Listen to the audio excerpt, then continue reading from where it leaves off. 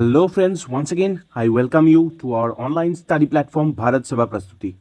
Friends, जैसे कि आप लोग देख रहे हो, आज का हमारा जो टॉपिक है वो the governor generals of India के बारे में है। एंड हम लोग ये टॉपिक आज डिस्कस करने जा रहे हैं। विल लर्न थ्रू एमसीक्यूज, जैसे कि हम करते रहे हैं। इससे हमारा रिवीजन भी होगा, एज वेल एज हम जान भी पाएंगे बहुत सारे informations, right. So before starting, let me tell you कि आज के जो हमारा वीडियो है इसमें आप देख सकते हो कि गवर्नर जनरल्स के बारे में है। तो काफ़ी सारे, बहुत सारे जगह, मतलब हर जगह यही होता है कि लॉर्ड जो वर्ड है इसे यूज़ किया जाता है इन लोगों के नाम के आगे, ठीक है। तो हमारा चैनल में हमारा कुछ मानना ऐसे है कि ये लोग जिन्होंने इतने साल से हमारे इंडिया में क्रुएल्टी के साथ रूल किया, शोषण किया हमारे देश का, तो इनको हम ये लॉर्ड जो है ये नहीं लिख सकते, ये सो कॉल्ड लॉर्ड, ठीक है। तो हम ये नहीं लिखे, नहीं मेंशन किया है इनका नाम, जैसे कि इनका नाम है उसी तरीके से सिंपली इस वीडियो में है। आशा करता हूँ कि आपका मान्यता इस वीडियो को मिलेगा, इस विषय को मिलेगा। एंड इसके साथ शुरू करते हैं आज के topic. So starting with the governor generals of India. Who was the first Governor General of India? The first question is, who was the first Governor General of India? And the options we have Warren Hastings, William Bentinck, Dalhousie and Canning. इन चारों में से कौन था कि जो first governor general of India था? So Warren Hastings, Dalhousie, Canning, William Bentinck, इन चारों में से, जैसे कि आप में से कई सारे लोग जानते होंगे, William Bentinck will be the right answer. William Bentinck जो थे ये 1828 से लेके 33 तक ये गवर्नर जनरल ऑफ बंगाल बने रहे। और फिर 1833 के जो चार्टर एक्ट आया, उस चार्टर एक्ट के जरिए ये 33 से लेके 35 तक गवर्नर जनरल ऑफ इंडिया बने रहे। So the first governor general of India was William Bentinck. तो चलिए देखते हैं कुछ एक्सप्लेनेशंस के बारे में। William Bentinck served as the governor general of Bengal from 1828 to 33, and then following the Charter Act of 33 he became the first Governor General of India, like, right, holding the position until 1835. Okay, he made a significant change. क्या किया था इन्होंने? जो higher courts थे वहां पे Persian को as a official language use किया जाता था, तो उसको विलियम बेंटिंक ने चेंज करके इंग्लिश में लाया। And abolition of sati, it was one of the most remarkable things done under William Bentinck. Abolition of sati with the help of Raja Ram Mohan Roy, he did it. Okay, through the regulation of 17 on December 4, 1829, outlawed sati and declared it as culpable homicide. Right. So, as well as he was up for suppression of female infanticide and child sacrifice, human sacrifice जो होता था उस वक्त India में, उसके भी खिलाफ थे ये। English education act of 1835 is one of is important things done under William Bentinck. Okay, Macaulay's के जो माइन्यूट थे इंडियन एजुकेशन के बारे में, उसी से बेंटिंक ने पास किया था इंग्लिश एजुकेशन एक्ट, जिसके तहत इंग्लिश को ऑफिशियल लैंग्वेज डिक्लेयर किया गया था। And it replaced Persian as the medium of instruction in higher education. Okay, and establishment of Calcutta medical college, ये जो था ये भी बेंटिंक के अंदर एक अच्छा काम हुआ था। Next, let's learn about Warren Hastings. Warren Hastings served as the first governor of the presidency of Fort William, Bengal from 72 to 74. Okay, so he was the first governor of the presidency of Fort William, Bengal, ये कहा जाता था पहले। उसके बाद क्या हुआ, ये वाले पोस्ट से प्रोमोटेड होके ये फर्स्ट गवर्नर जनरल वाला पोस्ट आया, governor general of Bengal. 1774 to 1785 तक वारेन हेस्टिंग्स ये बने रहे। फिर गवर्नर जनरल ऑफ बंगाल से गवर्नर जनरल ऑफ इंडिया वाला जो पोस्ट आया, जो कि 1833 के चार्टर एक्ट के जरिए आया था, वहां पे बेंटिंक ने पहला गवर्नर जनरल ऑफ इंडिया बने वो, ठीक है। Then evolution of dual government 1772 में वारेन हेस्टिंग्स ने किया था, जो डुअल गवर्नमेंट सिस्टम चले आ रहे थे। एंड जमींदार जुडिशियल पावर्स को इन्होंने ही एबोलिश किया था। तो जमींदार जो थे उनके पास उस वक्त जुडिशियल पावर्स बहुत सारे थे, तो इनको एबोलिश किया। एंड वो एक सुप्रीम कोर्ट का प्रतिष्ठा किया उन्होंने through the regulating act of 1773। ये सुप्रीम कोर्ट जो है कैलकाटा में 74 को इसका निर्माण हुआ। And appellate jurisdiction over British subjects in Calcutta and Pitt's India act over 1784। Pitt's India act जो था वो 1784 को लाया गया। Okay, and he strongly supported William Jones in the formation of the Asiatic Society of Bengal. ये question बहुत सारी जगह में आते हैं, पूछे जाते हैं कि who founded Asiatic Society of Bengal. So William Jones will be the answer, which became a pioneering institution for Oriental studies, right? Then let's learn about Dalhousie. Dalhousie, his full name was James Andrew Boron Ramsay. He is known for doctrine of lapse. Doctrine of lapse मतलब इस नीति के जरिए कोई भी अगर किसी प्रदेश का शासक होता था, उस शासक का अगर कोई बेटा नहीं रहता, उनका बस बेटी पैदा हुआ, मतलब उनका बेटी ही है, तो फिर वहां से उनका जो है राजत्व तो उनसे छीन लिया जाता था इस नीति के जरिए, ठीक है। सो बहुत सारे स्टेट्स को इन्होंने इस पॉलिसी के जरिए एनेक्स किया। अगर वो शासक जो है कोई सन को अडॉप्ट करता है, फिर भी उस एडॉप्टेड सन को मान्यता नहीं दिया जा सकता था, जिसके लिए झांसी के रानी के साथ इनका इस पॉलिसी को लेकर हड़प भी हुआ था, राइट। चलिए देखते हैं annex Satara, first annexation done by this policy, and then Jaipur, Sambalpur, Baghat, ठीक है, उदयपुर एंड झांसी इन 1853। ये जो हुआ था, ये रानी लक्ष्मीबाई का एडॉप्टेड सन जो था, इसको राइट टू रूल से इन्होंने हटाया। तो फिर 1857 के रिवोल्ट में जाके झांसी के रानी ने वहां पे इनके खिलाफ युद्ध किया, along with Mughal emperor as well as Tatya Tobi Nana Sahib, है ना। Are the major state to be annexed under this doctrine? Okay, now this is an important point. He is called the father of Indian railways. Why? Because the first railway line connecting Bombay and Bombay, that is Mumbai and Thane, was inaugurated in 1853 during Dalhousie's tenure. So question पूछा जाता है, who is called the father of the Indian railway? तो answer होगा Dalhousie in this case. And also in 1852 एक telegraph department जो था वो इन्होंने एस्टेब्लिश किया। द फर्स्ट टेलीग्राफ लाइन ये जो था कैलकाटा से लेकर आगरा तक 1854 को इसका प्रतिष्ठा हुआ, कैलकाटा से लेकर आगरा तक ये फैला था। And he reform the postal system को भी इन्होंने रिफॉर्म किया through post office act of 1854, and he evince the interest in education and implementing Wood's dispatch of 1854, जिसे मैग्ना कार्टा कहा जाता है English education of in India का। So question पूछा जाता है वुड्स डिस्पैच कब आया था? 1854 को।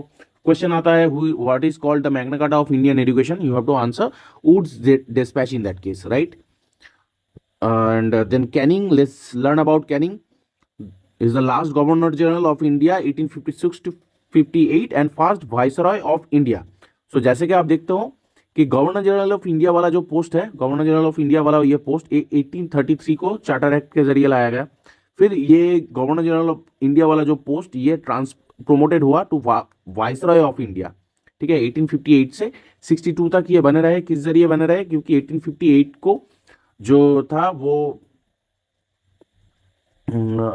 ये ब्रिटिश ईस्ट इंडिया कंपनी का जो शासन था इंडिया पे, उसका पावर का जो था ट्रांसफर हो गया ब्रिटिश क्राउन के अंडर, ठीक है।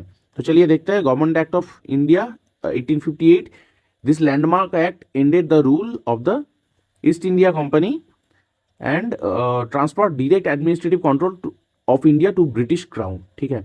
So this was a monumental shift, एक ह्यूज शिफ्ट था ये, and making Canning the first viceroy of India, right, serving as the direct representative of the British monarch. Abolition of the doctrine of lapse was done by him. and और एक important point यह है कि जैसे कि आप देख रहे हो कि 1858 को ये बने first viceroy of India, and 1856 से 58 तक ये बने रहे गवर्नर जनरल ऑफ इंडिया।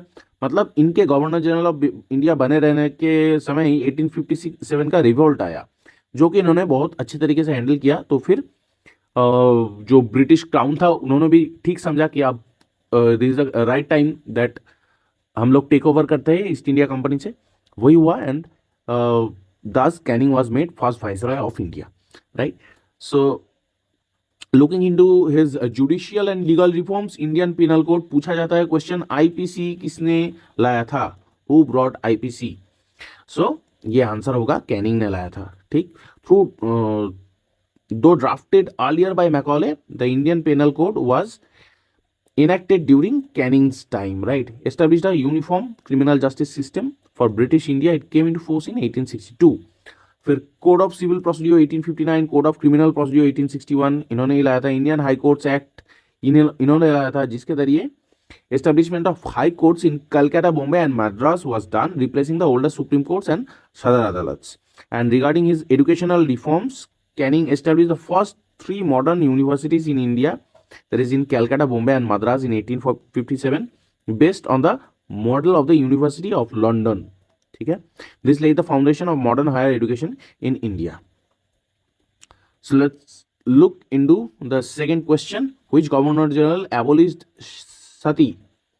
तो कौन से गवर्नर जनरल है जो सती सिस्टम को जो था एबोलिश किया था? Cornwallis, Canning, Ripon, William Bentinck. तो पहले ही आप डिस्क्रिप्शन में देख चुके हो कि इसका आंसर जो राइट आंसर होगा वो विलियम बेंटिंग होगा. इनके ही अंडर 1829 को with the help of Raja Rammohan Roy, ठीक है, this thing was done, abolition of Sati. So let's look at the details. William Bentinck abolished sati in 1829 with the help of Raja Rammohan Rai. Right. Regarding Cornwallis, 1786 से 1793 तक first term governor general of India ये बने रहे. उनके बाद 1805 को उन्होंने फिर से बना and then his death arrived. Right. So regarding Cornwallis, Governor General of India first term, and then he abolished court fees, making justice more accessible to the normal people, and he banned cruel punishments like chopping of limbs. तो chop किया जाता था limbs को, हाथों को काट दिया जाता था, उंगली काट दिया जाता था. सो इस प्रथा के ये विरोधी थे. And one more thing he did was he transferred police authority from local landlords zamindars to a district superintendent of police establish thanas. तो ये जो लोकल जमींदार के पास जो जुडिशियरी सिस्टम का पावर था, जो हमने पहले भी देखा, इस सिस्टम को इन्होंने एबोलिश किया और फिर इसको लोकल जो थाना था वो थाना सिस्टम पुलिस स्टेशन इन्होंने बनाया और फिर पावर को जो था डिस्ट्रिक्ट सुपरिंटेंडेंट ऑफ पुलिस के पास दिया गया to maintain law and order. Okay. He establish a Sanskrit college for Hindus in Banaras, now Varanasi, in 1791. And regarding Ripon, he was one of the good viceroys, I'd say. Right. Regarding Ripon, he introduced local self-government, often referred to as the father of local self-government of India. Question पूछा जाता है, who is called the father of local self-government of India? You should correctly answer Ripon in that case. Served as the viceroy of India from 1880 to 1884. And Ripon repealed the highly unpopular Vernacular Press Act of 1878. So ये जो Vernacular Press Act है 1878 का, इसको किसने लाया था? इसको लाया था लीटॉन ने. ठीक है. ये जो लीटॉन था ये रिपॉन से पहले का था. And he was a very cruel viceroy, I would से.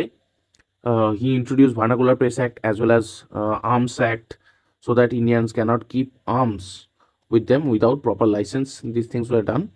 However, let's see about Ripon first. Enacted by his predecessor Lytton. Right. Factory Act of 1881. Ripon appointed the Education Commission chaired by William Hunter, that is Hunter Commission, in 1882 to review the progress of education in India since Wood Dispatch of 1854. Recheck करने के लिए 1882 को ये Hunter commission लाया गया. And Ilbert bill का जो controversy है 1883 से 1884 तक, वो भी इस रिपॉन के टाइम पे ही हुआ था. So who introduce the doctrine of lapse? This is our third question.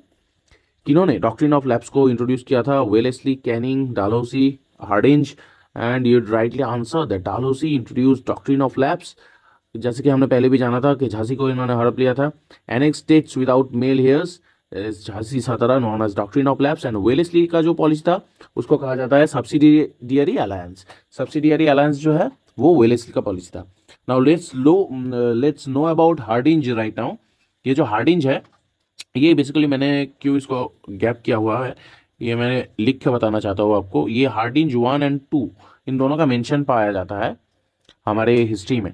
Hardinge 1 जो था, एक इंटरेस्टिंग फैक्ट बता के आपको शुरू करते हैं कि 1856 को इसका डेथ हुआ था हार्डिंज 1 का. एंड हार्डिंज 2 जो है इनका 1858 में इसका बर्थ हुआ था, है ना. एंड रिलेशन में ये हार्डिंज 1 का ग्रैंडसन लगते हैं है ना, मज़ेदार बात. तो यही हार्डिंज 1 शायद घूम के आए हुए होंगे, वही है interesting fact. However, let's know about Hardinge 1 first and then will know about Hardinge 2. So regarding Hardinge 1, he was the Governor General of India from 1844 to 1848. Okay, and during his time in 1845 to 1846 जो tenure था, यहाँ पे first Anglo Sikh war जो था ये लड़ा गया. Anglo Sikh war जो था ये लड़ा गया.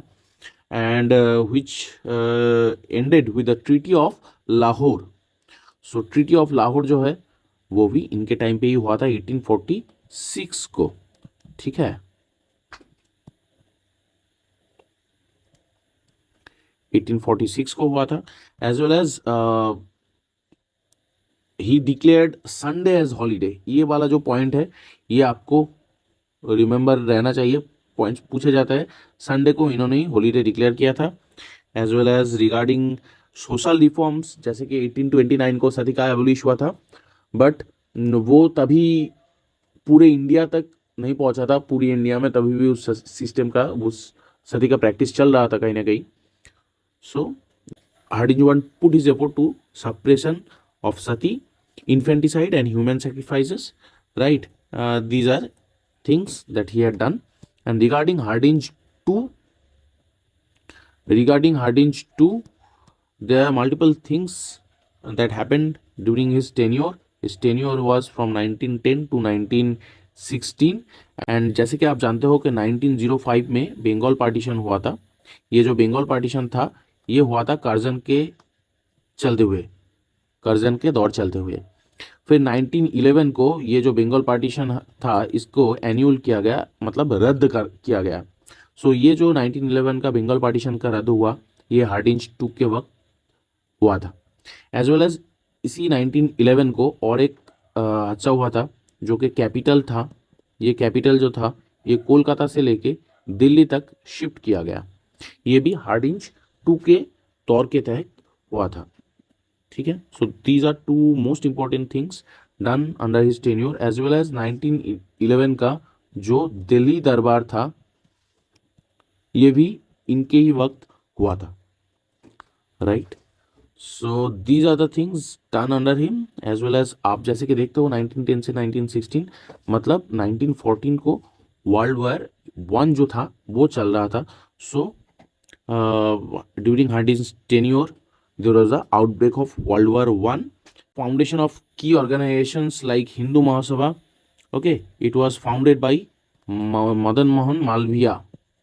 मदन मोहन मालवीय ने इनको इसका फाउंड किया था. एज वेल एज गदर पार्टी जो था 1913 का, ये भी इनके टेन्योर के तहत ही फाउंड किया गया था, जो कि यूएसए कनाडा में, ये गदर पार्टी जो था ये यूएसए कनाडा में फॉर्म हुआ था, राइट.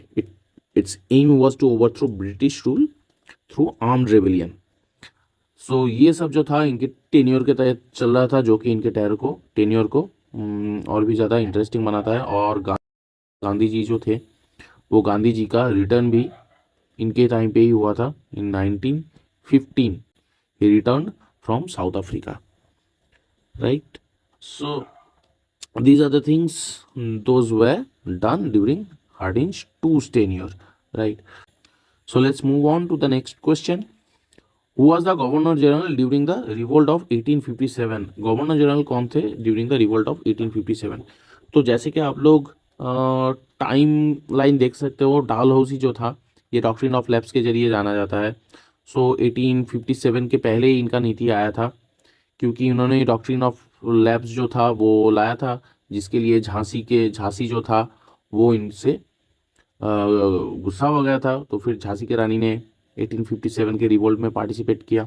तो फिर ये तो इस टेन्योर से पहले हो गए. लीटन जो था वो 1880 से 80 तक था, 78 से लेके. रिपॉन जो था वो उसके बाद आया, 80 से 84 तक था. सो फिर Canning is the right answer. Sometimes you have to find out कि कौन सा करेक्ट आंसर है looking at other options also. So right answer is Canning. And let's see some details regarding this. Canning handled the revolt and became the first viceroy after 1858. Dalhousie, regarding Dalhousie, his policies were reasons for discontent.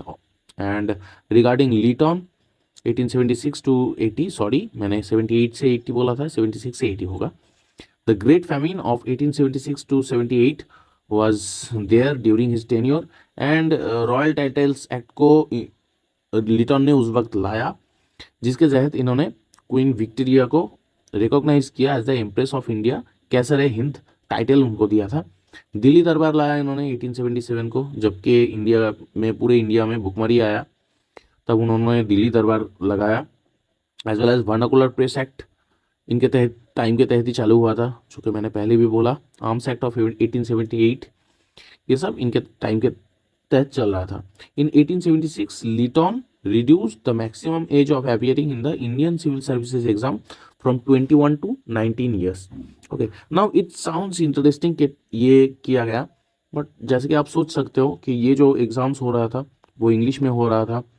तब के वक्त India में ये ICS जो था ये बहुत ही tough exam हुआ होता था। आज के डेट में जो यूपीएससी आईएएस एग्जाम होता है उससे बहुत ज़्यादा टफ होता था। एंड उस वक्त ये 21 से लेके 19 तक स्विच कर दिया, बिकॉज बहुत सारे लोग तो ज्वाइन कर सकते थे, इस एग्ज़ाम में बैठ सकते थे, पर पास शायद ही कोई होगा। उसके ज़रिए ये जो ब्रिटिश कोई बच्चा अगर रहता था तो वो उसका चांस बन जाता था, क्योंकि वो इंग्लिश में वेल एडेप्टेड था पहले से ही। तो फिर क्या होता था कि इंडियन पॉपुलेशन को जो था ये इंडियन सिविल सर्विसेज में जितना कम हो सके उतना आए, इसके लिए ये कानून जो था लाया गया था। Which government general implemented the permanent settlement? Question is, कौन से वो गवर्नर जनरल है जो परमानेंट सेटलमेंट को इम्प्लीमेंट किया था? So the options are Dalhousie, Cornwallis, Warren Hastings and Minto. And the right answer of this question will be Cornwallis. He introduced this system in 1793, Bengal में इसको लाया गया था। चलिए देखते हैं details. Cornwallis introduced it in Bengal in 1793, right. Dalhousie known for doctrine of lapse, देख चुके हैं हम। हेस्टिंग्स जो है उन्होंने डुअल एडमिनिस्ट्रेशन लाया था। And regarding Minto is basically there is a name you have heard, Morley Minto reforms. ये मॉर्ले मिंटो रिफॉर्म्स में ये जो मॉर्ले हैं ये थे इंडिया के secretary of state for India during the time of 1905 to 1910। Okay, and Minto जो थे ये Minto basically viceroy of India थे, ये 1905 से 10 तक बने रहे, तो इन्हीं का जिक्र यहाँ पे हुआ है। सो इसी के साथ हम एंड करते हैं आज के वीडियो को। We have covered 5 questions and I hope you have got a good revision of this Governor Generals of India topic, and on the very next day we'll come with another 5 questions so that you get a good revision of this chapter.